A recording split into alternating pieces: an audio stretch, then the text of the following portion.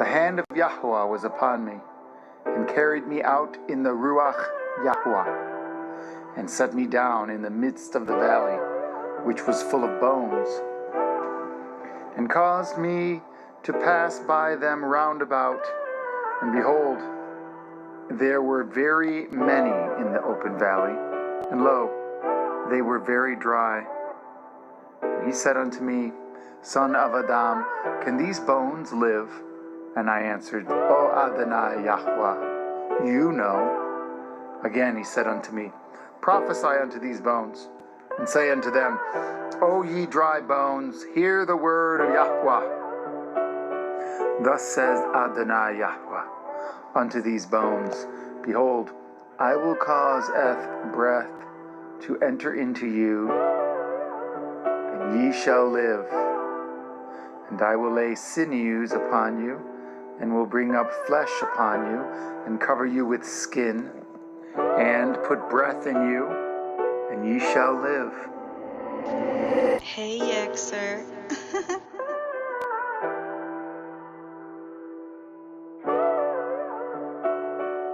Signs of the times, take a look at all these blood moons. Nation against nation, Yasharah, we going home soon. Ice melts with fervent heat, elemental cold bars. Messiah coming back, I'm sky watching, blow the shofar. My people waking up, returning to the Torah. America's Babylon, another Sodom and Gomorrah. Scattered to the four corners, African diaspora. 7 feast days, 7 branches on menorah. Yahuwah is Yahusha, manifested in flesh, and he shed his own blood and experienced death. You will never understand without the Ruach HaKodesh, and the dry bones awakening. Yahuwah gets breath. The dry bones awakening. Yasharah is awakening. Yahudah, he is straightening, returning to Yahuwah so quickly we are hastening. The dry bones awakening. Yasharah is awakening. Yahudah, he is straightening, returning to Yahuwah so quickly we are hastening. Yasharah will rise, we the people of Zion, and his judgment for the heathens from the tribe of the lion. And the grafted in us with us, cause their hearts have been ripened. Other nations will perish, cause of Torah defiance. Made no account of our labors, they were lawless and pious. And instead of Yahuwah gave you religion and science. And no mention of Yahusha, they just forced your compliance. The oppressor still prospers while we suffer in silence. What's one way to destroy a black king or a queen? Push abortion, LGBT, tell them take the vaccine. Black culture in America only feeding the evil. Dry bones awakening, Yahuwah still loves his people. The dry bones awakening. Yasharah is awakening. Yahudah, he is straightening, returning to Yahuwah so quickly we are hastening. The dry bones awakening. Yasharah is awakening. Yahudah, he is straightening, returning to Yahuwah so quickly we are hastening. The dry bones awakening. Yasharah is awakening. Yahudah, he is straightening, returning to Yahuwah so quickly we are hastening. The dry bones awakening. Yasharah is awakening. The dry bones awakening. Yasharah is awakening. And ye shall know that I am Yahweh.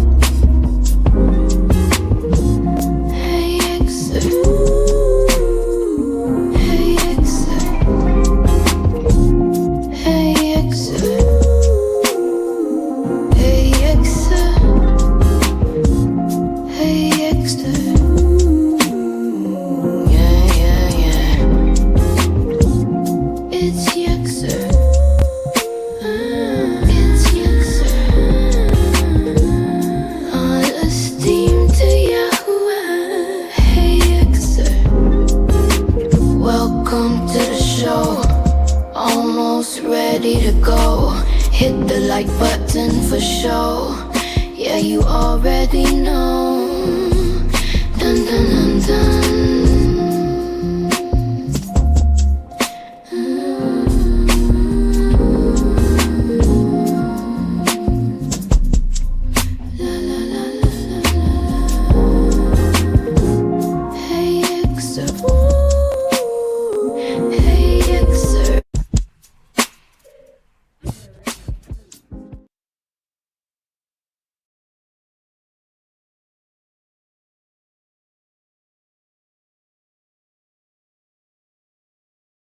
All right, there we go. All praises to the Most High, Yahuwah.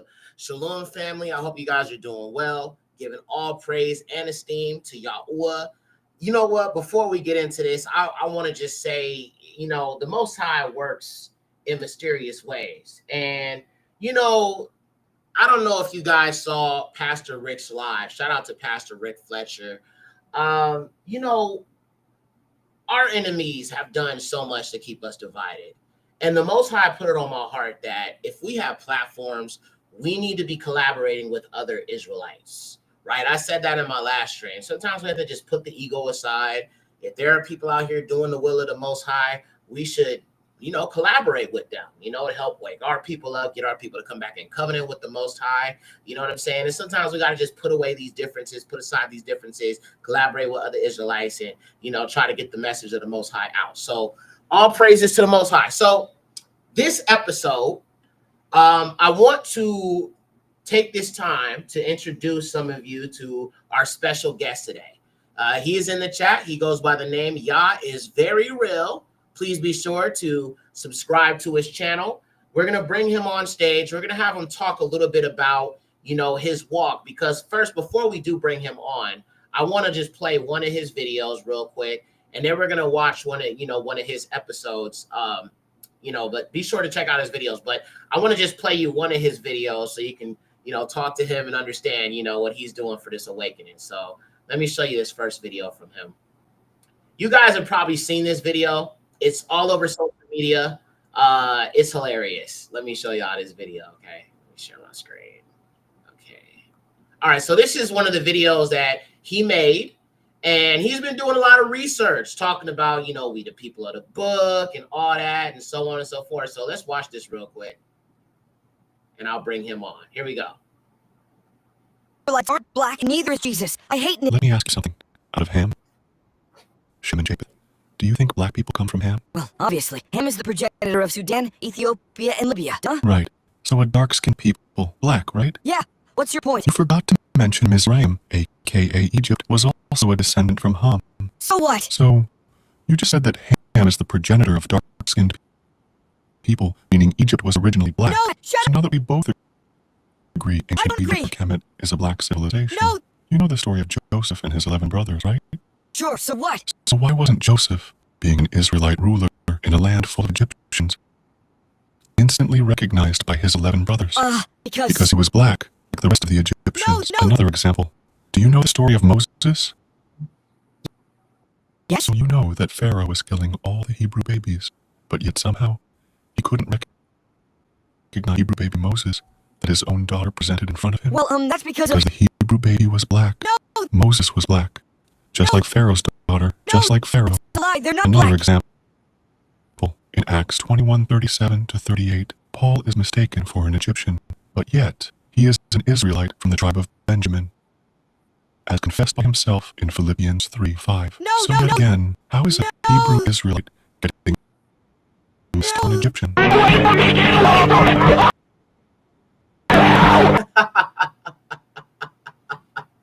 So that's the work that he's been doing. You feel what I'm saying? He has like a humorous approach to it. Somebody said that the video was laggy. Was it laggy for you guys? Give me a 1 in the chat if it was laggy. Give me a 2 if it was not laggy. I just want to make sure everything's playing nice and clean, but I'm going to bring him on. Shalom, Ak. You got to unmute your mic. I'm going to bring you on here. There we go. Can you hear me, Aki? There we go. Yo, what's up, Ak? Shalom. Shalom, brother. Shalom. So, I don't know. You said you were experiencing some lagginess with the video.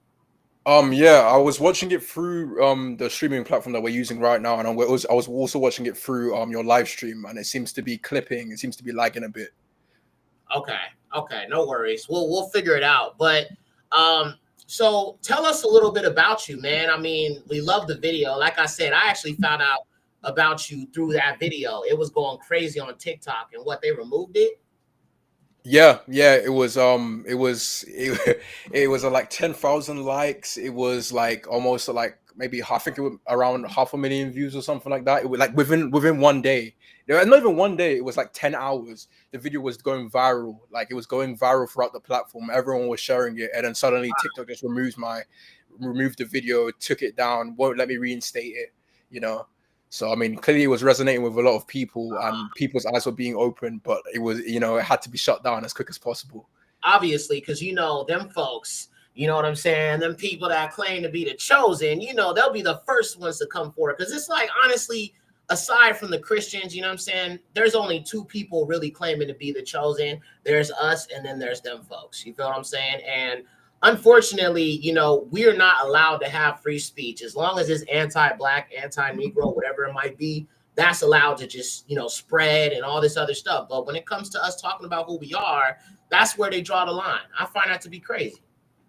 Yeah, indeed. I mean, they're allowed to. I mean, even though we have proof that those people who claim to be descendants of the Israelites, we clearly know that DNA tests are illegal in that country without a court order, and we know, obviously, we can deduce that these people come from places like Ukraine, Russia, Poland, and so they're not Semites. They're not the Semitic people. So clearly, there's something wrong there, and also, Hebrew is an Afro-Asiatic language, and it's speculated that the Afro-Asiatic languages came out of the country of Africa. The continent of Africa, specifically the country of Ethiopia. So, obviously, there's a lot of Semitic influence in the Bantu languages as well. Even the Yoruba language, even the Igbo language, there's a lot of Semitic influence. If you look throughout the continent, there's a Semitic influence. So, I mean, there's a lot pointing towards the continent rather than the Levant or Europe.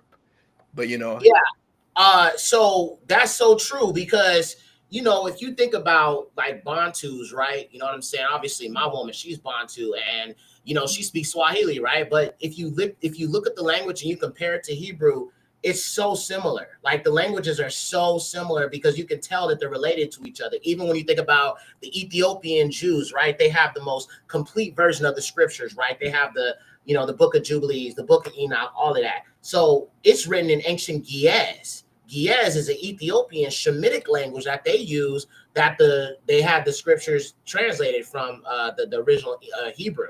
So they have the Ge'ez language. And when you look at that, Ethiopia was that one country that was not colonized, even though they tried to colonize it, they failed. You feel what I'm saying? So I feel like the fact that the Ethiopian people have the most purest, most complete version of the scriptures, even more than these Western nations, then you also think about the Falasha people, right? The Ethiopian Jews that were that say, we're Ethiopian Jews, right?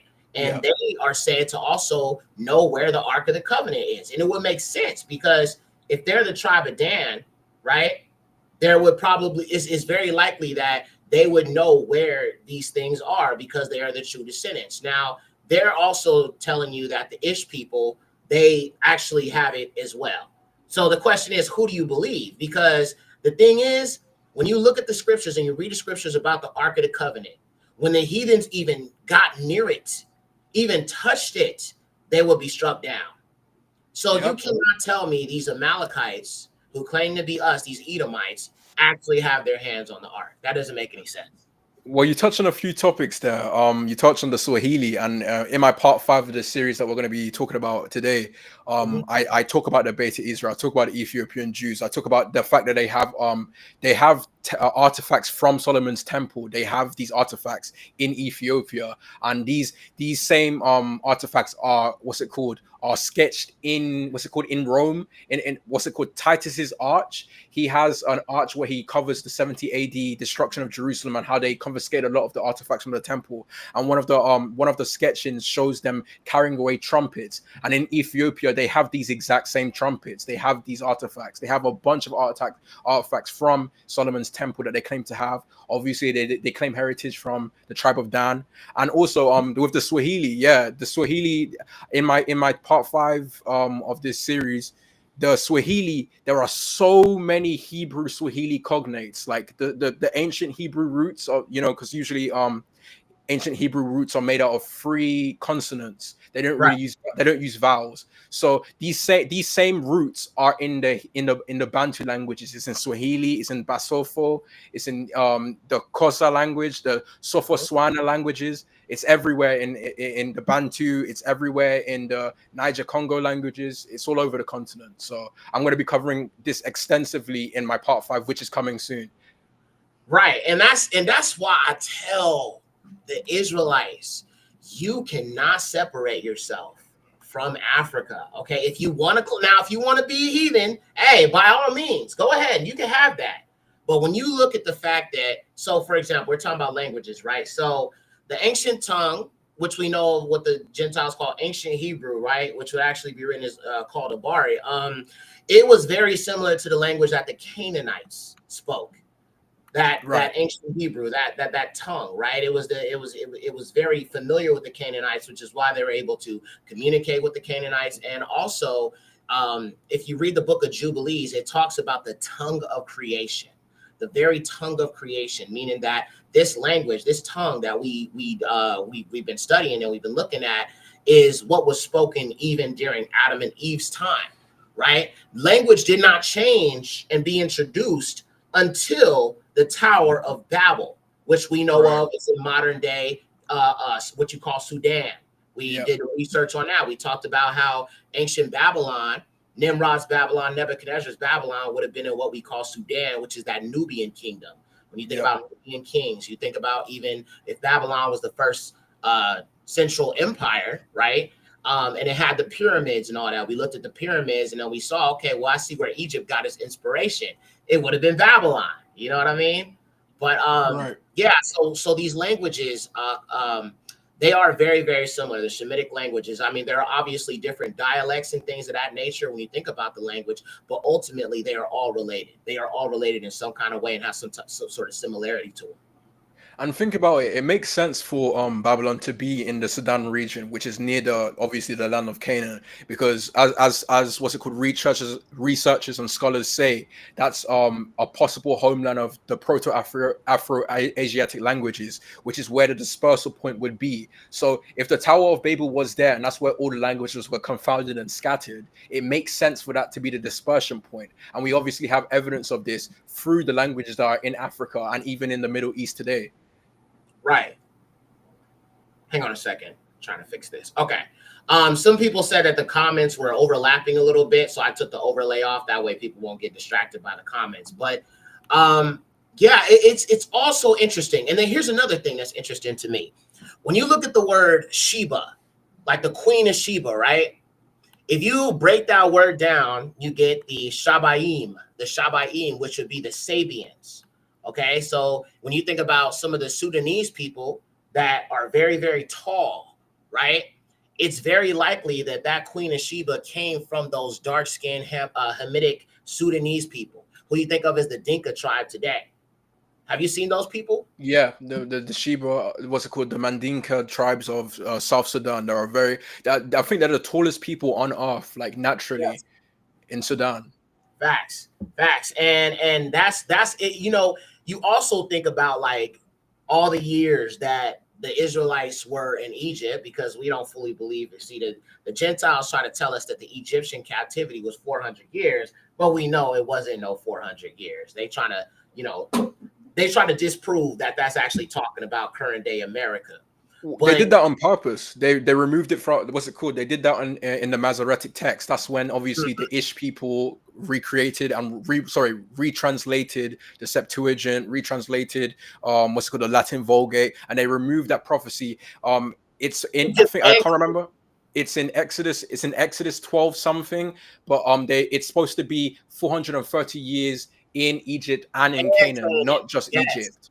Right. And that's what they try to do. And even these movies, these abominations they call movies, where they even reference the 400 years of Egypt, because they want to put that in your mind. But if you look at the Septuagint, which obviously that's one of the translations I stick by, it mentions that it's 430 years in Egypt and Canaan. So you have to factor in both of those, because the time that they were in Egypt, Joseph was in rulership. And they weren't always enslaved when he was in rulership. they didn't end up going into slavery until after he died. So there was a large chunk of time where Egypt was in rulership that they were not enslaved.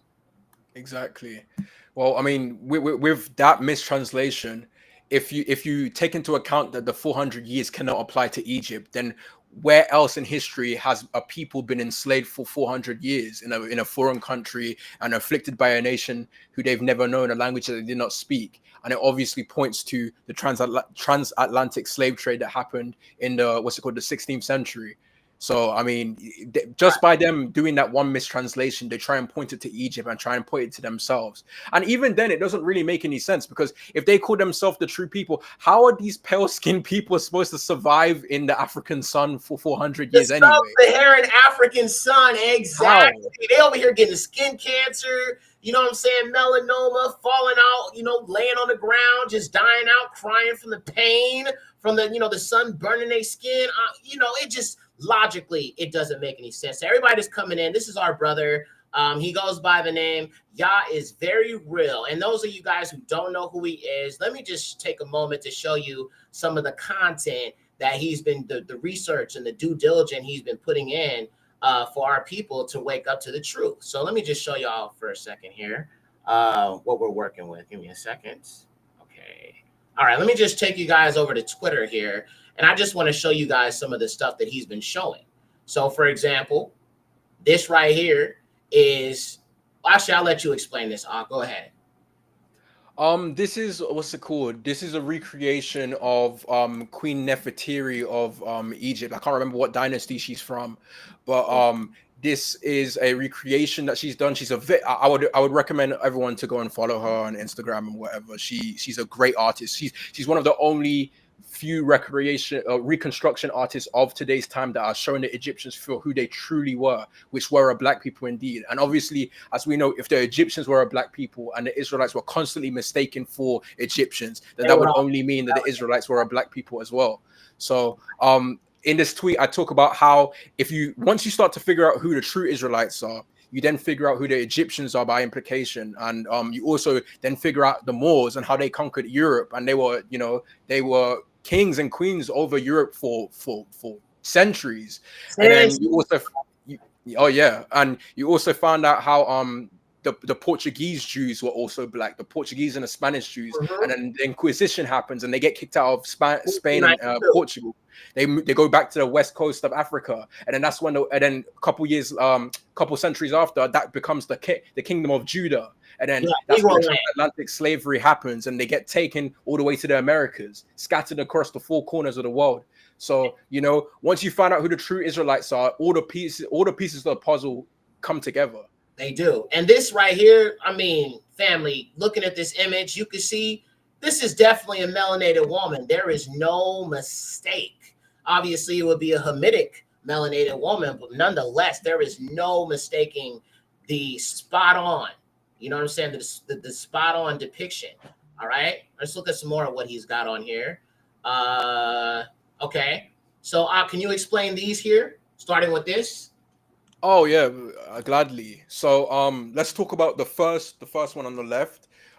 This is a Greco-Roman terracotta head found so the Greco-Roman period was obviously when the Greeks and the Romans had control of Egypt, right? They colonized Egypt. That's around the same time that they took us into captivity, and etc., etc. But this is a Hebrew head that was found in Memphis of Egypt, and it's labeled a Hebrew head. And obviously, you can look at the head itself, like it speaks for itself. That's obviously a melanated black man. You know, you can see his Negro features. You can see his wide nose. You can see his hair, his kinky hair. You can see his skin tone. And then you see the Semitic slave next to him, the next image. This sculpture is thousands of years before that one, for the first one. Thousands of years before the first one. Yeah. Wow. And you see how they look extremely similar. The same phenotype, same skin color, same kinky hair, same black features. They call it a Semitic slave, but obviously we know this is an Israelite slave, because the Israelites were the Semites who are in Egypt as slaves. And to even prove this further, this you can find this piece in the Hecht Museum of the nation states that shall not be named. Obviously, I don't want to get your channel flagged for anything, but we know what state I'm talking about. The people who are not us, right? That place. You can find it in a museum there. And that's what they used to prove that they were slaves in Egypt, right? But you look at the people who are in that land today, and you look at this sculpture, and they're completely different pigments. They're completely different people. So I mean, totally different features, pigmentation, hairstyle, everything. Just completely different. Completely. And you notice the modern day Egyptians, they do not refer to themselves as Hamites. They don't refer to themselves as descendants of Ham at all. They don't. They don't. And they're really more so Ottoman Turks, Mongols, you know what I'm saying? Because obviously, if you read like Maccabees, you understand that Egypt became colonized under the Grecos, under the Greco-Roman Empire, as well as the Macedonians. So a lot of those people are just really results of the Ottoman invasion, as well as the Greco-Roman invasion of Egypt. And that's really we can't forget the Arab conquest of the 7th century. You know, the Arabs. That's when they introduced Islam into the North Africa region. That's why today a large amount of North Africa is Muslim and practices Islam, because the Arabs from the Middle East invaded Egypt. They invaded places like Algeria, invaded places like Tanzania. They took over, and they obviously had a large portion to do with how Egypt looks today. That's why you have a lot of racist Egyptians, you know, that don't like the authentic Egyptians. You know, you get the people who are actual, the indigenous Egyptians, right? You get them being racially abused in that land, even though they are the invaders of that said land, right? They don't even like when we mention that Nefertiti was black. Like, they get mad about that, and they say we're blackwashing everything. Like y'all they act as if we actually have the power to blackwash stuff. It's just the truth. You feel what I'm saying? Now the truth is coming out. We're going to tell you what it is. But of course, they love to deny. Now, can you also explain these right here? I've shown these before, but this one right here was one of the first things that I came across that was like, boy, this is us. Like, So these are Assyrian reliefs of Judahite slaves. These are Judeans that were taken, obviously, after the Assyrian captivity, which you find in the Bible. These are the Tel Lachish reliefs. They're found in obviously the fake nation state. I believe that they were moved from the real land, but you know, obviously people have differing opinions about that. But obviously you can see by the image it has the same phenotype as both the Greco-Roman terracotta head and both the Semitic slave. So we have 3 examples here of Negro-looking Israelites. So I mean, if you put the picture together, they were black. Like there's no escaping it. If they were mistaken for Egyptians, and the Egyptians were black, you know, Mizraim is a brother of Cush, and Mizraim is the progenitor of the ancient Egyptians, and we obviously have, you know, proof from the land of Egypt itself, artifacts from the land of Egypt itself, as we can see right here. The first one's Greco-Roman. The second one is from the 18th dynasty, which is thousands of years before that, and it's a consistent image here of them being black. You know, the phenotype is the same. And also, you'll notice the beard, right? Yahuwah, the Most High, would require the men of Yasharal to have beards, right? We weren't to cut them, we weren't to mar them. Now we know the Hamites shaved their faces. We know the other nations shaved their faces. Some of them didn't even genetically grow facial hair. But this right here is another Negroid feature that was in our law. It was in the Torah, not to destroy the beard, to shave the beard, but to grow it out as a man, right? The Most High, he made a distinction between male and female. Paganism is the blending of both. But Yahuwah, he made a distinction between, you know what I'm saying, the other nations as well as his children. And the men of Yasharal, they were known to grow out their beards, specifically people of Yehuda as well as the Levites. Of course. That's pretty straightforward. All right. Let's see. Man, you've got so much stuff on here. Okay, can you explain this? You want me to explain this? Yes, if you don't mind. And if there's anything of course. So feel free. Of course. So here we have a collage of different sculptures, mummies, you know, wall paintings, you know, all of these found in ancient Egypt. And obviously, like, I mean, it speaks for itself. They're black. These Egyptians are black. They're a Hamitic people, right? They, you know, they can't get past this, right? If they say that all black people come from Ham, right, then that means that Cush, like we know that the Cushites were black people, and we know that Cush is the progenitor of the Cushites. And if Cush is a brother of a brother of Mizraim, who is the progenitor of the ancient Egyptians, then that would by implication make the progenitor of the ancient Egyptians black, making the ancient Egyptians black. So it's both biblically and empirically, by viewing these images and by viewing these sculptures and mummies from ancient Egypt, you can only come to the conclusion that they were a black people. And as I said before, the ancient Egyptians and the Israelites were constantly mistaken for each other. It happened to, I say in the tweet, it happened to Moses. Moses was mistaken for an Egyptian by the Midianites. It happened to Joseph. Joseph wasn't recognized in Egypt by his own brothers. They couldn't tell him from the Egyptian population. Right. It happened to Paul by Roman soldiers. They said, were you that Egyptian that led revolt? Right. It happened to the Israelites as a whole when they were having a funeral for I believe it was Israel. They had a funeral for their father, and they went back to their land. And the Canaanites say this is a great mourning to the to the Egyptians. So that, and also Messiah himself escaped into Egypt to hide from the Roman soldiers. Yeah. Why would, if he was a white man, how would he hide in a land full of black people? He clearly blended in. So there are 5 examples in the Bible where the Israelites and the Egyptians are confirmed to look extremely similar. And if we know that the Egyptians are black, then the Israelites are black. Even the Most High compared his children to the Ethiopians. Was that Zephaniah? I can't think of it off the top of my head. To the Cushites, yeah. Cushites. Are you like me onto the Cushites? And they're the blackest people on earth. Like the Sudanese people are some of the darkest people you can get on planet Earth. So when people say sons of Ham and Cush and all of that, I'm like, you're only validating us, right? You're only validating the truth, because you can't have, even if you think about like the Midianite women, right? When Moses fled Egypt and he went to them at the well, and they were, drawing water or whatever. And then he came, and then they told their father, this Egyptian helped us, right? You know what I'm saying? Yep. Mistaking him for an Egyptian, even though he was Hebrew, right? So you oftentimes see that there's similarities between the Israelites as well as the Egyptians. And it would make sense if, there was so much intermixing going on prior to them leaving Egypt. Right? Of course. So, all right, let's keep going, man. This is this is good. What our people need to see, man. Oh, could we talk about the Edomites real quick? Because people like to know who the modern Edomites are and stuff like that. Break it down. Okay, so before we do this explanation, I want to make it abundantly clear to people that I am not a camp member. Okay, so I do not believe that every single white person that exists today is an Edomite. Because first of all, you have to acknowledge that if Jacob, his twin brother Esau. Okay, so Jacob and Esau are twin brothers, right? So if Jacob is black, how could Esau be black?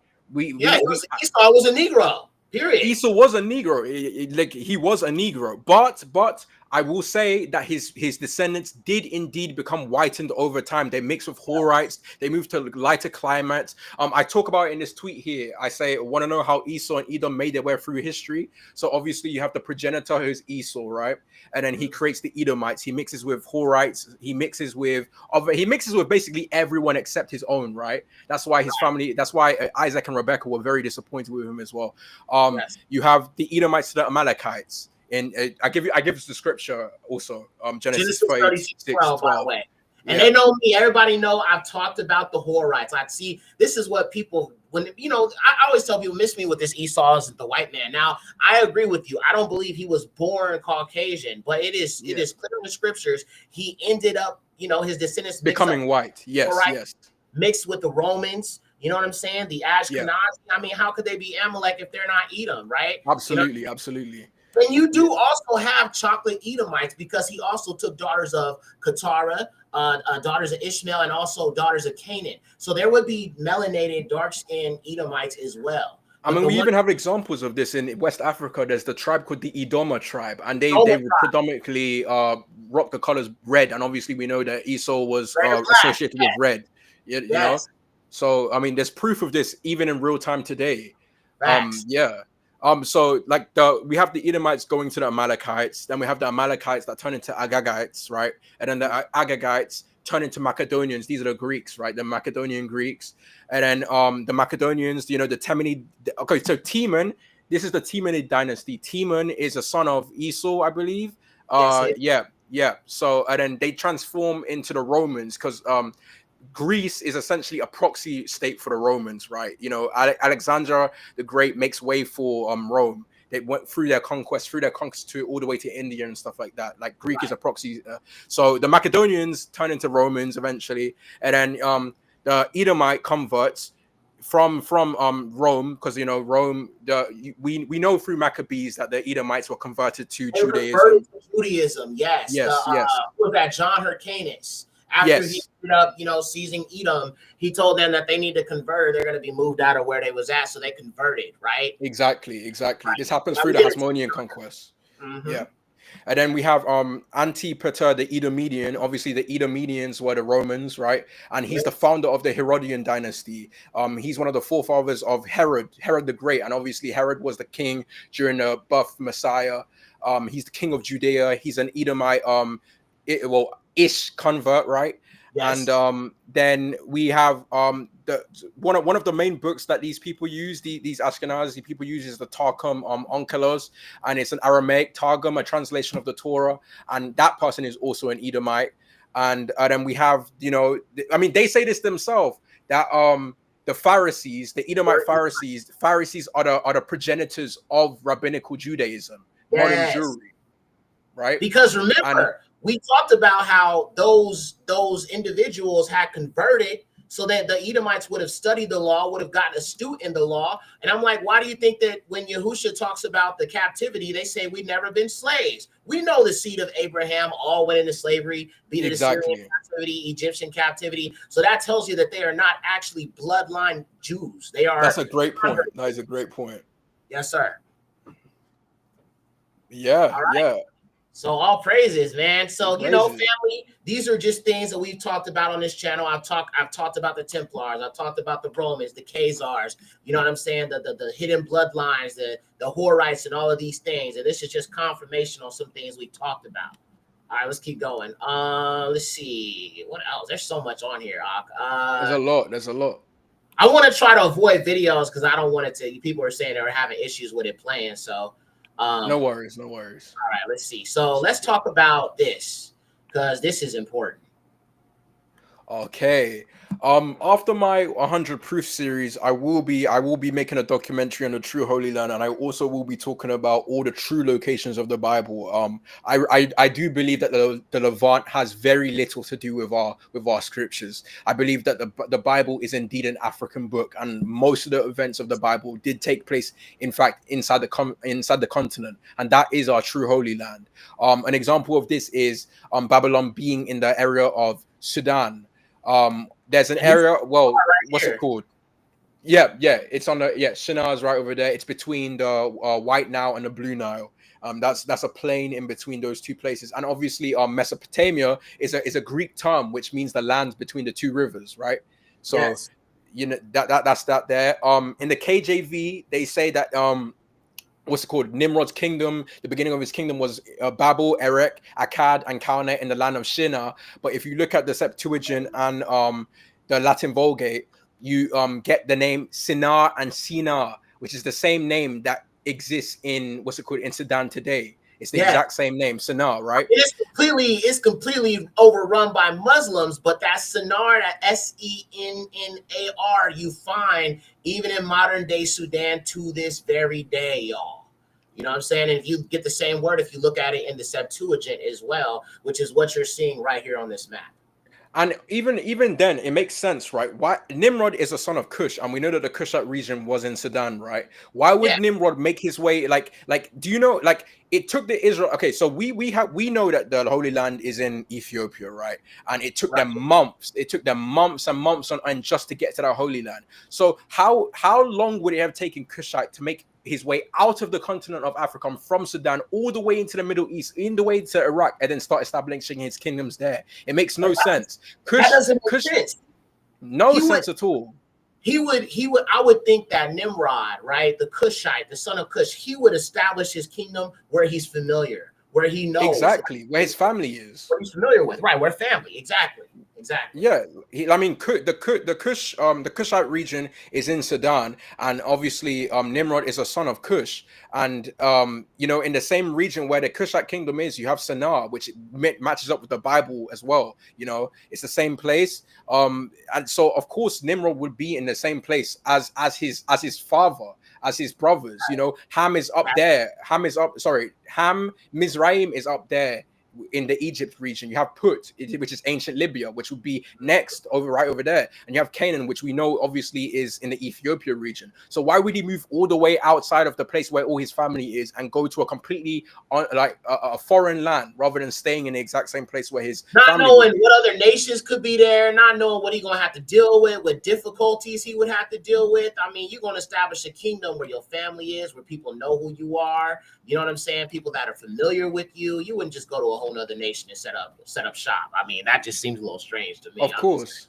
And to further solidify Babylon being in Sudan, the ancient Sumerians called their dynasty Kish. And the words Kish, Kesh, and Kush were also names for the area of Nubia / Sudan, the Kushite area. So there's clearly a connection between the Sumerians and the Kushites. And also, Kushim, the name Kushim, is the earliest recorded name in history. So you have the Kush keeps coming up. The Kushite area, the Sudan area keeps coming up. And if you look in the same area, Sudan has twice the amounts of pyramids than the Upper Egypt, the Lower Egypt area. Obviously, these were great stonemasons. These people knew how to build great architecture. There are far more pyramids in this region than any other place. So it only makes sense for all the fingers point to this area being in it, and I make a very, very strong argument for it. I will do that after I'm finishing with this series. I even had AI analyze all the evidence that I've collected so far, and it says what's it called? Out of 0 to 100, I made it score how much evidence I have, and it gave me like a 75. The only reason is because there are obviously the artifacts that they found in Iraq, but I believe that they've moved their artifacts. All I need to do is prove that they have moved these artifacts, and my thing would shoot up to 100. So it would be an irrefutable case. But I make an extremely strong argument for Sudan being the true location of Babylon, not Iraq, like they're telling you. Yeah, so, they have moved so many locations around. Even though we'll talk a little bit more about the Yumsaf deception as well, because we understand that it wasn't the Sea of Reeds, it was the Nile that they crossed. It was the Nile River, and that's part of the these that's why I tell people you got to be looking at these translations. But even some of these, because it was translated English from a different tongue, there's definitely things that they added in. But it was definitely the Nile. You feel what I'm saying? It wasn't the Red Sea like we've been told, unfortunately. Turbo B says Sudan, the first Babylon. Khan. And if you guys have any questions for Aki, feel free to drop them in the chat, maybe a little bit towards the end of the lesson. If you guys want to call in and ask him some questions or something, that's totally fine. Is that okay with you, Aki? Yeah, I'm perfectly fine with that. No worries. Okay, all praises. So let's go back to more of your research, and let's look at some more of what you have shown us and discovered on your channel here. So this is an old ancient map right here, and obviously you see it says Nubia, and right here you see Shinar, okay, which is right. And Susa, what was the Susians? I also posted this on one of my tweets. The Susians were known as the Elamites, so that proves that the Ur of the Chaldees and the locations where people like Abraham were from were in fact in Africa. Yes. Yeah. And so even here you can also see this is just another map, and you can see Nubia, because when you think about the Kushites, you're thinking about the Nubian kingdom. Okay, these Nubian kings and queens. Those would be those Kushites, right? And then, of course, right here, you can also see Shinar, okay, between the two rivers, all right? Right. Okay. All right, let's see. What else we going to look at here? Boy, there's so many. Okay, this one. Please explain this to our people, Ak. Oh, gladly. So, this is... Wait, do you want to talk about the picture, or do you want to talk about the tweet, or both? Let's do both. Well, yeah. This is obviously a wall painting found in Egypt. It's a tomb wall painting, and these are what's it called? These are slaves. They're Egyptian slaves. Well, they're not Egyptian. They're slaves in Egypt. They're Israelite slaves in Egypt, and obviously we can tell by the pigment of their skin color. They are obviously a melanated black people, and as a matter of fact, there is an image. I'll see if I can find it for you. But there is an image where the Ish people copy this exact same image and they make it white, and they do an illustration and try and put it into a Bible. So they obviously know that these are the true Israelite slaves, right? They know that these are the over it, huh? Oh, yeah. They completely redraw it and they just make them white. They make them white and they put it in like an illustrated Bible. And they try and make it seem like, okay, that's how the Israelites look like. But we know, obviously, again, like how are pale-skinned people surviving in the sun, in an African sun with no sunscreen, no hats, no shirts, and not burning to death. No sunscreen, none of that. You know what I'm saying? Exactly. Just bare skin, you know what I'm saying? Good luck with that. I mean, it just doesn't make sense, right? So this is just an example of what the cover-up has been, as far as it's not like family, as I said, they know who we are. They've been known. They have just done everything in their power. I mean, think about the money and the resources that they had to go to hide all of this, to suppress it, right? And then as soon as we start looking into it, they want to start discrediting it and acting like it's not a big deal. Well, if it's not a big deal, y'all did a whole lot to cover this up. I'm just saying. That's what think about it. This conspiracy started immediately at the death of Messiah, right? Rome kills Messiah, and then they immediately realize what they've done. The earth shakes, the sky turns dark, everyone starts trembling. They all realize that they just killed the son of Yah. They immediately realize that the mistake that they've made. So what do they do? What's the next move? Instead of being humble and accepting their their mistake and repenting, no, they erase the heritage of the Israelites. They invade the land. They take their identity. They take their land. They scatter their land. This is a 2,000-year conspiracy. This has been happening for 2,000 years. These people have been. Yeah, Psalm 83. This is a confederation of nations who have conspired to hide the true identity of the Israelites, because they want to erase them. They want to erase their memory, because they've enslaved them, they've captured them, they killed God. They killed God in flesh, So they don't want people knowing this. That's why they're trying to cover it as much as they can. All right. Yes. And that's why we have such an important role in this awakening, to help our people see this truth with ancient evidence, because, they can rewrite history. They can, give us movies and all of this, but we look at the historical evidence because it has obviously withstood the test of time. So Aki, this next screenshot here, we talked a little bit about Kingdom of Yehuda or Judah, aka the Slave Coast. And I've obviously touched on Negro land before. Can you explain this image here? Oh, of course. So this is I think it's a 1747 map of the Kingdom of Judah. It was illustrated, and obviously you see where it's highlighted. That's the west coast of Africa, and that's the slave coast. That's where a predominant amount of slaves were taken and scattered into places like the Caribbean, the Americas, and so on. And during the Inquisition, a couple hundred years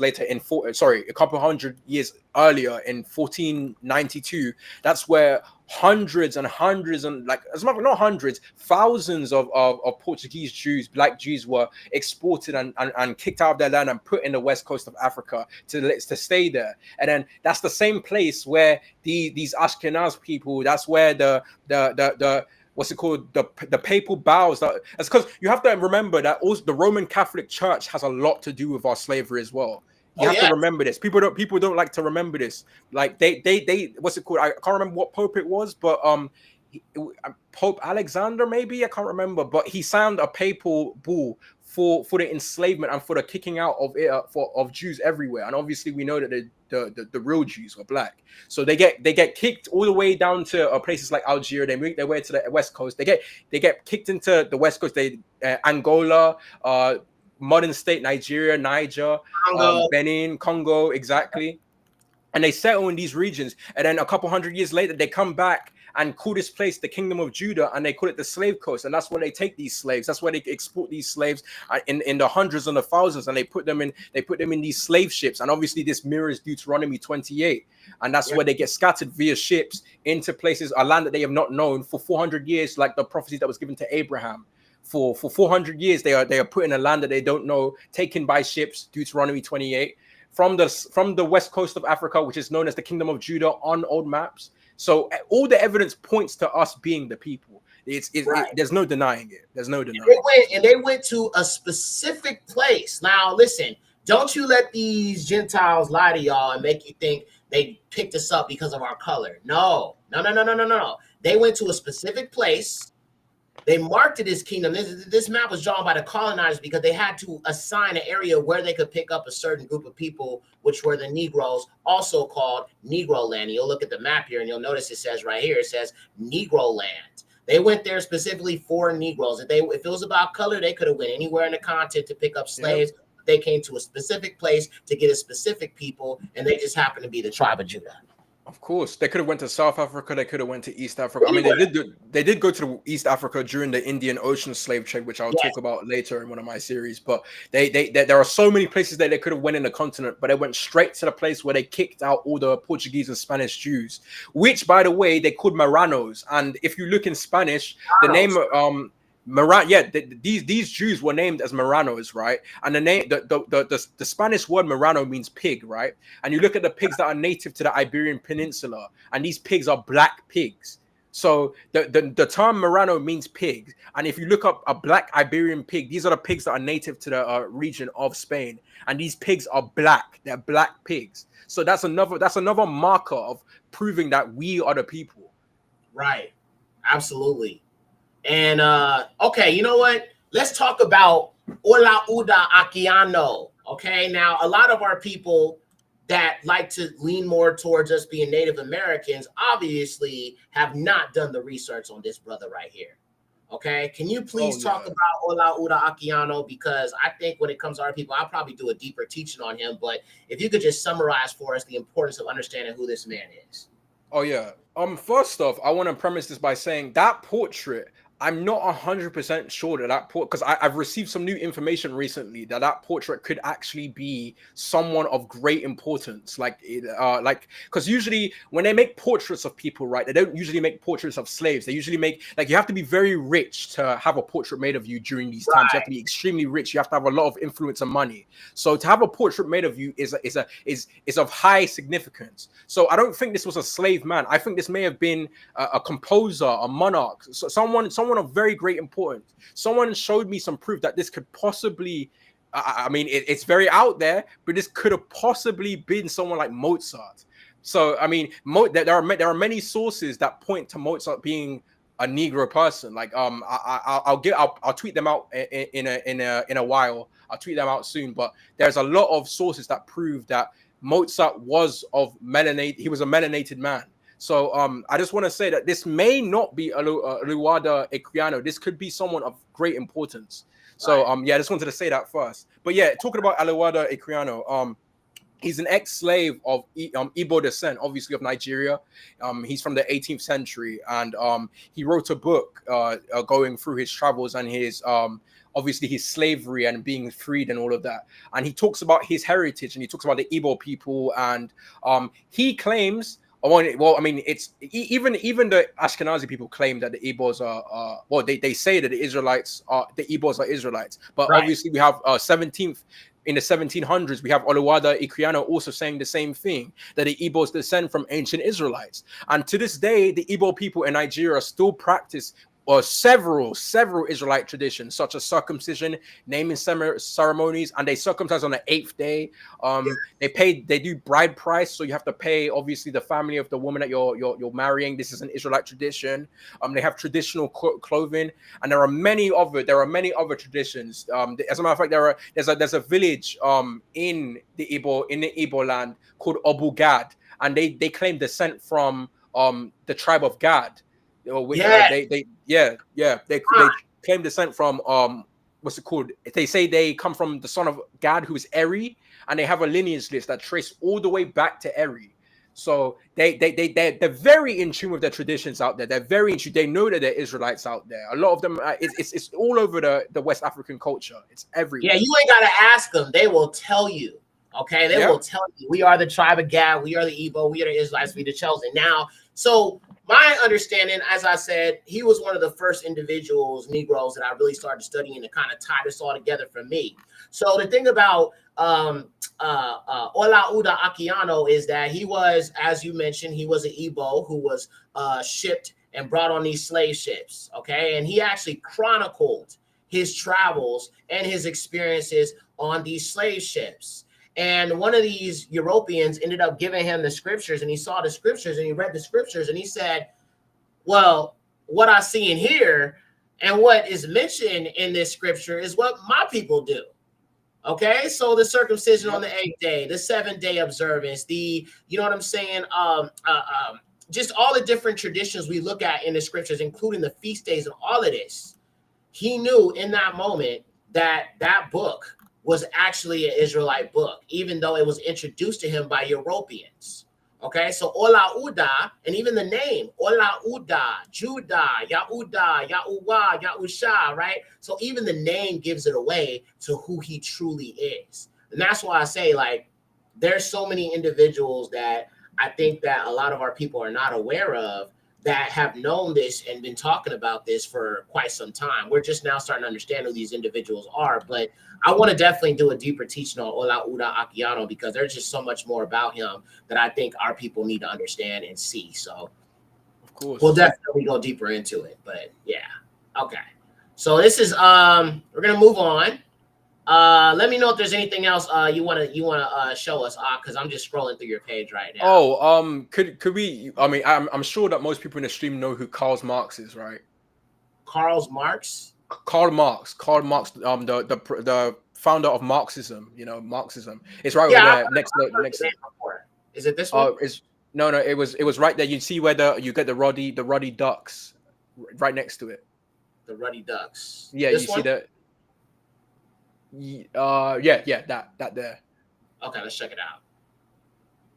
Okay, so go to the right real quick, just so you can get the photo of Karl Marx. So I'm sure people will be familiar with the face. Yes, him. Okay, now Yes. that I see his face, I know what you were getting at. Okay. Exactly. So obviously we know Karl Marx. Karl Marx is the founder of Marxism. He's a German-born philosopher, political theorist, economist, historian, sociologist, all of that stuff, right? He's very predominant. You know, if you talk about European history, Karl Marx is one of the top figures, right? And in a letter that he wrote, I think it was in 1883 to one of his political opponents or something like that. I can't remember. He wrote. Could you go to the left so people can read the letter? Oh yes. Okay. Yeah. Let's go ahead and scroll over. Oh wait. You wanted me to read this part? Oh no. Just go back. The first image. First image. Okay, right here. Okay. Yeah. So I'm gonna read this out. This is what he says in a letter. So Dr. Walter Williams, an economist and author, pointed out that in a letter from Marx to Engels in reference to his socialist political competitor Ferdinand Lassalle, Marx wrote, okay, this is Marx's word. This is from a letter. You can find it online yourself. We're not making this up. This is Marx himself writing this in a letter. It is now completely clear to me that he, as is proved by his cranial formation and his hair, descends from the Negroes who had joined Moses' exodus from Egypt, assuming that his mother or grandmother on the paternal side had not interbred with an N-word. Obviously, Marx was racist. So now this union of Judaism and Germanism with a basic Negro substance must prove a peculiar product. This obtrusiveness of the fellow is also N-word-like. So this is Karl Marx. One of the most predominant European figures of the 19th century, right? This is him. Very influential, by the way. Very influential. This is him saying that Negroes joined Moses' exodus, and he says that there is a union between the N-word Judaism and Germanism, right? Negro substance of the Judaism. So this is him concluding that the Hebrews were a Negro people. Yes. And this is all over the books in the 19th century. If you read books from the 1800s, you get it all over that these people know that the Negroes are in fact Israelites. So yes. This is just one of these smoking guns, right? Like you can pull out a source from Karl Marx himself, also calling the Negroes Israelites. So I just wanted to show that. All praises. Now I want to show people this real quick because our people seem to think that Ruddy means white. And we know that that's not the truth because we have actual animals, creations by the Most High, that are called Ruddy. And when we look at Ruddy, this is what we see, which is more of a brownish kind of golden kind of color, but that still would be considered melanated. So when David is described as ruddy, when Esau is described as red, it would mean a more brownish color. Just like if you think about like the red heifer cow, you know what I'm saying? In the Levite law, where they would, get those red heifer cows, there wouldn't be no white hairs on them, and they would, do the commemoration for the temple and stuff like that. That would be what ruddy would be, but we have been told it's white blushing skin, which is a lie. That's what these Europeans say, because they like to put themselves in places in scripture that they aren't. But this right here is the ruddy shell duck here. Yeah, there are other photos as well, other examples. This is another example of the ruddy shell duck. This is a male and a female, and you can see I don't see any white blushing skin here, by the way. Let's keep going. The ruddy mongoose. Okay, yep. So you can see it has more of a brownish color. So family, where are people getting it from that ruddy means white? That's just wild. This is a ruddy quail duck. If you could scroll up on the tweet, you don't have to click out the tweet. Just go to the right, hover over the tweet, and then scroll up. You can use you said hover over the tweet. This one. Yeah, and scroll. Yeah, scroll up. Can you scroll? Oh, right here. Yeah, and then click that main tweet. Yeah, and so a lot of Eurocentrists use the argument that Lamentations 4:7 is proving that the Israelites were in fact white, because it says that their body was ruddy, and it's a silly argument, because as the image shows here, rubies, natural rubies, not polished rubies, the ones that you just find in nature, the ones that you would find, these are natural uncut rubies. As we can see clearly here, these are not white with blushing tones of red. These are brown, black, and dark red rubies. That's what ruddy means. That's what it's always historically mean. So, and obviously, even in the next verse, it says their visage is blacker than coal. So right, it is, and that's the thing. That's the thing. I'm sorry to cut you off. I get excited mention this because it when it says so let's look at this scripture. Okay, so Lamentations 4:7-8. Her Nazarites were purer than snow. They were whiter than milk. They were more ruddy in body than rubies. Their polishing was of sapphire. Their visage is blacker than a coal. So do you see the past tense of ruddy? Right, so they were obviously, so if you think about Negroes, right, someone might be more brownish or lighter skin as a Negro, right? But if they're out in the sun, they tend to get darker skinned. Okay, the melanin starts to kick in, they get a little bit more darker. That would only make sense to light-skinned Negro people nonetheless. This was not apply to Europeans, because Europeans get burned by the sun and they get red. This is talking about their skin getting dark, and even so much connecting it and making it similar to coal. Black is coal. Okay? There's no way this is talking about Caucasians. Now, when it mentions her Nazarites were purer than snow, they were whiter than milk, this is talking spiritual about pureness. Spiritual purification, because you think about those Nazarites, they took a vow to the Most High, right? So they were spiritually pure. That's not talking about physically. Boy. Yep. They love to play those word games with you. You know what I'm saying? White doesn't mean pale. Exactly. And then it's like, look no further than the laws on leprosy. I mean, that did make people unclean. Yep. I'm just saying, you had even a little blemish on you of white. They was like, oh, man, we take you to the Levites, bro. We got to check you. Just saying. Oh, yeah. All right, let's keep going. So we looked at that. I want to play one. Okay, this is another good one. Egyptians, y'all. Okay, and this right here would actually, you know what? Hold on a minute. I actually have a video of ancient Egyptians. I've shown it a few times, but I believe that a lot of the Somalians are also descendants of those ancient Egyptians for sure. I mean, obviously, Yahuwah said he was going to scatter the Egyptians everywhere, but let me see if I can find this post that I did about the Egyptians. But this is just a good example to show people, like, this is the history that they've been covering up. So let me pull up this next thing. I'm going to show you guys an actual video of the ancient Egyptians. You can see the hairstyles, and you can see, like, these are actually the Egyptians. Let me see if I can pull this up. Okay. All right, let's look at this post here that I did, y'all, and we can compare it to what you're looking at right now. Okay. It's going to be this one. Okay. All right, y'all. Let me share my screen. Show this to y'all real quick here. All right. Share tab. Oh man, I gotta log in. Grr.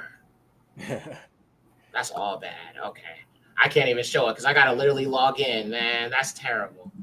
But I have the video on my TikTok. I'm gonna try to see if I can pull it up. But yeah, so family, let me drop his link in the chat. Please be sure to check out our Ak bro. This is his channel. Let me show y'all his channel real quick, just so y'all can see it. I would play video, but we're having some issues with the video. But this is his channel right here, and Ak has got tons and tons of videos, tons of. Pause that. So he has this series, 100 Proofs the Israelites Were Black. All right, so he presents all these videos, some of the stuff we looked at today, some of the evidence we looked at is going to be in this. I believe you're working on an AI movie, right, Ak? Yes, I am. I'm planning to make a historically accurate, what's it called, AI movie that shows the Israelites for who they truly were, indeed a black people. So all praises to the Most High. So he just he just kind of made this YouTube channel. I'm gonna drop his YouTube here in the chat. But yeah, we gotta support each other. You know what I'm saying? Get the word out, help our people wake up. I feel like his breakdowns are very, very in depth, and I think that anybody that's still trying to understand this, I feel like his video will help you understand that perfectly. So if anybody has any questions, anybody wants to call in, you feel free to do so. I'm going to go ahead and drop the link in the chat if anybody has anything that they might want to ask our Ak, or if anybody has any questions in general about some of the research that we looked at today, feel free to let us know. Let me drop the link in the chat. Give me a second. Okay. So yeah, yeah, thank you for plugging my channel. Obviously, I appreciate that a lot. But yeah, I'm currently working on a series right now. Giving. I want. Okay, basically, let me give you guys my mindset and what I'm doing with this series. Right, I want this to be the video that you go to when you have someone who isn't in the truth and it looks at you crazy when you say that the Israelites were black. I want this to be the series that you point them to. I want them to be this. I want this to be the thing that puts the final nail in the coffin. I'm putting 100 proofs back to back, proving that the Israelites were in fact black, and it's irrefutable. It's a very concrete case. Obviously, I start from Adam and Eve. I make my way all the way down to the Israelites. I make my way through the captivities that they went through, and then I make my way all the way to Jesus. Well, sorry, Yahusha. That's what they call him, Jesus, right? But Yahusha. I make my way to Yahusha. I make it the way all the way to what's it called, the 70 AD scattering of the Israelites, and then obviously from the scattering they make their way. They scatter themselves throughout Africa, and then in part 5 I'm going to be showing all the African traditions, all the continent, like throughout the continent, all the traditions that are Israelite are still there to this day, right? You have the Beta Israel, you have the Dan Yakoba, you have the Yoruba, you have the Igbo, you have the Ashanti, you have the Akan, you have the Mandinka, you have the what's it called? You have the Congo people, Malawi, you have the you know what I'm saying? Malawi, Malawi in Swahili is the Levites, right? If anyone can do this right now, as we speak, go into Swahili to English on Google Translate and type in Malawi, and you will get what's it called? You will get the Levites in English. So there are remnants within the language everywhere. It's throughout the continent. The real Holy Land of the Bible is in fact in Ethiopia. I want to tell you that for a fact. And I will be doing a documentary, which hopefully will be around 2 to 3 hours long. And there will be no room for doubt to prove that this is in fact the true land and not that land in the Middle East. Don't let them fool you. The Bible is an African book, and I'm giving 100 proofs to prove that these are a Negro people, these are an African people, these are a black melanated people. If you come from the continent of Africa, unless you're a Hamite, because obviously there are Hamites of the continent as well. What's it called? There is a high percentage that you may be an Israelite. So if you're a descendant of a slave, if you have slave heritage, there's a high chance, high likelihood that you're an Israelite, you know. And Africa, the continent, is going to be the place that we are gathered come the second Exodus. Also, I wanted to say, don't let anyone tell you that there is no second Exodus happening. Do not listen to the Thank nonsense. you. There's been a lot of nonsense going around recently about this, what's it called, this second Exodus, and it not being real and whatever. It's throughout the scriptures. It's constantly reiterated that there will be a second gathering of the chosen people, and they will be restored to their chosen land underneath Messiah, underneath the messianic reign. So okay, so I want to get this clear. The Bible is an African book. The Israelites are a black African Negro people, and there is a second gathering, and it will be to the continent of Africa, specifically around Ethiopia. So, and I will be proving all of this on my channel. Like, please, if you can, Yexa put my link in the chat. Please go and check out my video. Please go and check out my content. I believe I make a solid case for all of this, brother. So yeah, sorry for going on a tangent, but I had to get out. Nah, you're good. All praises to the Most High. I'm glad you know what I'm saying, let our people know. I'm posting a link to his channel once more in case anybody did not see it. Matter of fact, let me see if I can pin it actually. That way we can, you know what I'm saying, have it for everybody that might come in later.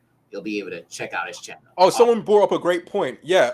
The what's it called? The KJV translates the word as Ruddy, right? But if you go to the Matthew Bible, which is made in 1537, it's a century. It's basically a century earlier than the KJV translation, and the same word for Ruddy is translated as brown. So by implication, 500 years ago, they knew that the word Ruddy meant brown. So there's no escaping it. There's no escaping it. Yeah, I mean that's what I'm saying. Like the heathens, they just constantly changing the scriptures to try to move the goalposts more and more and more. But even if you look up, like even in Acts 13 verse 1, where you see the word Niger, right?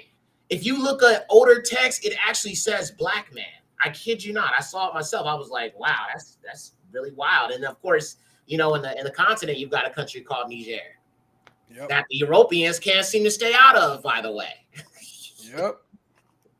They can't stay out of Africa because it's the most fruit. I mean, what's it called? Yah said it to us. He would give the Israelites a land of what's it called, milk and honey, most fruitful land on planet Earth, a land full of valleys, springs, nature, a variety of animals, like the most fruitful land, right? The modern land that they're saying that is the true land, that's the size of New Jersey. How are they going to fit 10 million 10 million Israelites plus in that land? No, it was a massive land. And obviously Africa, it's all over Africa. I mean, it has petroleum, it has oil, it has natural resources, it has diamonds, gold, gems. It's all over. It's all over the continent of Africa. That is the most fruitful land. They know that. That's why the Europeans cannot take their hands off Africa, because they know that if they lose Africa, their economy immediately it destroys itself. Western nations cannot survive without Africa. I've always told people. I tell people this all the time, bro. I was like, listen, Africa don't need nobody. The world needs Africa. All right, that's just see the Europeans. They told our people to hate Africa. They have, told us that all Africans are living in mud huts and they're nasty and this and that. And like I said, you got Hamites out here, but you got structured Israelites. Okay, you got people out here who've been keeping the law longer than most of us who've been alive. They are overzealous for the law of the Most High. It's just, you got to also understand that colonizers have come there, the British, the Europeans. You've got the Arabs, as he mentioned earlier. So a lot of our people have been, converted to Christianity. And you bring up a great point about the Hamites. That's one thing I point out in my series. Obviously, we know that the continent of Africa, I want to clear up this misconception. Not all Africans are Hamites. All Hamites are Africans, but not all Africans are Hamites. This is a lie that a lot of camps like to push. They say that if you come from Africa, you're immediately a Hamite. It's not true. All Hamites are indeed Africans, but not all Africans are Hamites. And also another thing I wanted to add on, right? Throughout the Bible, you get instances of Semitic people being with Hamitic people, but there are no instances throughout the Bible of Israelites being with the progenitor of of Japhethites, who is the progenitor of the Yeah, Eurasian you don't find nations, right? any example You of don't that. find any. No example of that. Yeah. So I Fact, mean, that's even another proof. even if you think about like you know, obviously there was like most of the when there was interracial marriage or what you know, marrying outside the tribe, most of the time it would have been with a Hamite for the most part because they were surrounded by them. You feel what I'm saying? Yep. So you think about the Canaanites, obviously the Most High didn't want us mixing with other nations, melanated or not. But you just look at those examples and you see that these were nations that were around us, that were, you know, within our vicinity, that we had interactions with a lot of times. Moabites, Ammonites, Amorites, so on and so forth, Canaanites, right? All these different Exactly. Hamitic tribes. You feel what I'm saying? So it's like, even if you consider the fact that Yehuda took a Canaanite wife and had children with her, you think about Solomon, right? You think about the women he took, all melanated. So it really, even if people like to say things like, well, you know, there was intermixing and all of that, we're talking about with other melanated people, Hamite people for the most part. Exactly. So, yeah. Well, Ak, man, listen, I appreciate you coming on here, Ak. It's been a pleasure. You know, we definitely might do a part 2 and I can figure out some more of these parameters. When are you dropping your next video? Oh, brother, it's coming soon. It's really coming soon. Obviously, I'm trying to be as in detail as possible. I'm doing part 5 of the 100 proofs that the Israelites are black right now, and I'm focusing on most of the tribes in Africa right now. Obviously, you know, Beta Israel, the Yoruba people, the Igbo people, the Temini of Sierra Leone, the Danyakoba people, the Bantu people, so on and so forth. There are many people I'm going to be covering in part 5. I'm basically proving that after the 70 AD scattering, you know, they make their way inside the continent, and there's a lot of remnants still inside the continent, and I'm proving it through their traditions and stuff. So that will be coming out very soon. You know, just have your post notifications on so you know when a video drops, and you know, please, if you guys haven't checked it out so far, please check out the first 4 episodes of this series. After this live stream is done, if you guys do have the time, please sit down and just, like, you know, take this in, because I do want this to be the video that you can send people when you're like, okay, how are the Israelites black? Prove to me that the Israelites are black, and you can just send them this video and their mind will instantly change, because there is so much proof that isn't being shed light on, right? And obviously, thank you so much, Yexa, for having me, because, you know, you're helping me shine this light. You're helping me get this message out there. I feel like more people need to know their heritage. I feel like the more that we wake up, the more that the dry bones rattle, and the more that Ezekiel 37 is fulfilled. And eventually, you know, Messiah will come back and gather us out, and the elect will go back to the land. And there is a second Exodus. Do not let anyone tell you otherwise. I want to reiterate this. There is a second Exodus coming. You know, will gather his elect, and we will be restored to our promised land. I promise you that. So, yeah. If anybody wants to be able to support you financially or anything like that, do you have a Cash App or something we could drop in the chat for the people if they want? Oh, yeah. So I have a Patreon. Obviously, that's where I post a lot of my behind the scenes stuff. I post the conversations that I'm having. I post a lot of stuff that I cannot post on YouTube, because, you know, YouTube has very strict guidelines and so on and so forth. Oh yeah. So I post my Patreon in the chat, and I also have, if you want to do like a small donation, you know, you just want to pick your own, how much you want to give me, you know, there's no set price or anything, but I'll place that in the chat. It's a buy me a coffee link, and you can donate to me there, and it helps me because I'm trying to put this money towards making the AI movie, because I want this movie to be massive. I want this movie to be the true depiction of our people. You know, most movies of the Bible right now are depicting them as Caucasians or Arabs or so on and so forth, and that's the furthest you can be from the truth. There were an African people, there were a Semitic people. We know that Ham, Shem, and Japheth were black people, and Noah himself was an albino black man. You know, if you read Enoch, you know, you can find out that he's an albino from there. And yeah, they're all black people. I proved this in my series. I proved this throughout it. So if you want to support the cause, if you want to support my mission, I've posted my links in the chat for you guys to support. And yeah, thank you so much, brother. All right, Aki. Family, if you feel led by the Most High, always take things up to the Father. But if you feel led to support this, I ask that you do so. You know, we want to help our people as much as we can. And, you know, it does take time and effort and energy to put this research together. So if you're able to help our Aki out, I know he would greatly appreciate it. This is what we need to do. We need to be helping each other out, giving each other, access to these platforms to share this information and work one another and for the will of the Most High. So thank you guys for joining into the stream. I want to give one more shout out to our brother. Yah is very real. Please look for him. He is also Aki. Can you drop your socials where they can find you other than YouTube and Twitter? Of course. So obviously I'm Yah is very real on YouTube. That is Yah is very. You may have seen me in chat. Yah is very real. I'm also Yah is very real on Twitter. Yah is very real on TikTok. Yah is very real on Instagram. On Patreon.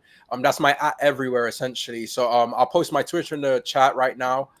You guys can follow me in there. On my Twitter, I post a bunch of information, That's some of the stuff we looked at today. Is some of that on your Twitter, yeah. On my Twitter, there's a bunch of irrefutable evidence that the Israelites are indeed African black people. So you can go through my media on there, and just save it and just look through it. Like obviously we know who we are, and we just have to. We don't even have to prove it to anyone. This is just wake up our other people. Wake up our sleeping brothers. Wake up the lost sheep. So that's what we're doing. That's our mission. So all praises. Right. All right, Ak. Well, you know what? It's a pleasure. We're going to definitely have to do this again. It went so smooth. You know what I'm saying? There's still so much more information the Most High going to reveal. So we definitely going to have to do a part 2. 100%. This was amazing, bro. Thank you for having me. All right, Ak. You take care of yourself, man. Blessings to you and yours. Keep doing the will of the Most High, man. We going to be out here. You too, brother. Shalom. All right, shalom. All right. So family, real quick, I want to just close this out with prayer. I want to give all thanks to our Father. And also, family, we are fasting currently. Now, if you are not fasting right now at this moment, you can do it tomorrow. But it's up to you, obviously. But we're going to be fasting for the pagan holiday of December 25th. And we will also be fasting on December 31st, okay, which is ringing in the pagan New Year. Obviously, our New Year begins in the spring, but we're just going to be praying because, there's a lot going on in the spiritual. I believe what's coming in the pagan year of 2025 is not going to be pretty. And I just want us to be ready for our Father because I feel like his timing is perfect. And I don't believe we have much longer here in these lands. But I will say that I do believe that there's going to be some things we're going to have to deal with leading up to our Exodus. So let me just say a prayer real quick. Father, Yahuwah, we thank you for this time, Father. We thank you for the gathering of the minds of your people and those who believe upon your name. Father, as this truth continues to spread across the four corners of the earth, Father, I pray that this realization of who we are is not just so that we boast in ourselves, Father, but we boast in you who made us. Father, I pray that we will return to this righteous position that you have called us to be in. Father, I pray that our people will be able to come together under one Torah, not under different doctrines of man, different interpretations, Father, but the way of the Torah, Father. I pray that our people will be united. Father, I pray that our people will be keeping the same Shabbats. And Father, we know that there has been leaven inserted in the scriptures. We know that the Gentiles have inserted leaven into the scriptures. But Father, I pray that every single Israelite will be able to put aside our differences, to work together, Father, to do your will. Father, we have been called. Father, I pray that you will raise up righteous, strong men, righteous, strong black men. Father, I pray that you will raise up righteous judges, Father, righteous priests, righteous sons, righteous daughters of Zion, righteous women. Hallelujah.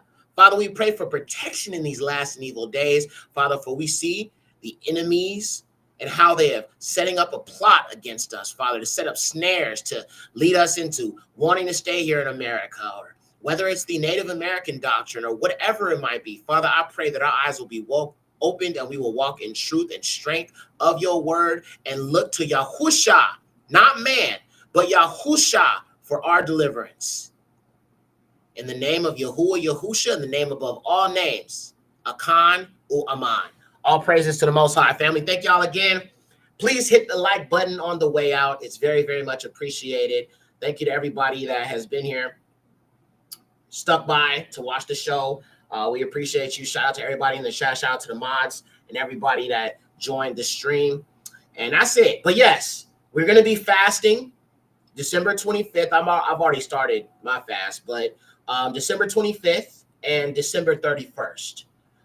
If you want more information, I posted the information on my community tab here on YouTube, so you can find it there if you just, if you're interested in doing this. As I was saying before, if you're not able to fast for the whole day, don't worry about it. Just do the best you can. If you need to eat food because you maybe take medication, you got some type of medical ailment or something like that, don't worry about it. Fast from social media. Fast from the television. Fast from things that could be distracting you from the Most High. Give that time to Yahusha, whatever it might be. I just want all of us to make a valiant effort to rebel against this system and the paganism we've been indoctrinated to do, to rebel against Babylon, to detox from her. Everything that she's telling us to do, we do the opposite. We need to send Babylon a loud and clear message. And let me tell y'all something.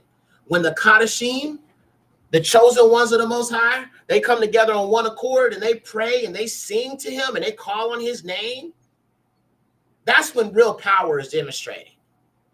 And I think that's what we need to do. I think with everything that we have dealt with, I think what we lack is unity. What we lack is togetherness. What we lack is collective faith. And I pray that moving into 2025, we will get a better grasp on what that means. I pray that we do. I love you all, family. Thank you guys again for watching. Shout out to our Aki. Yah is very real. I love you all. Shalom.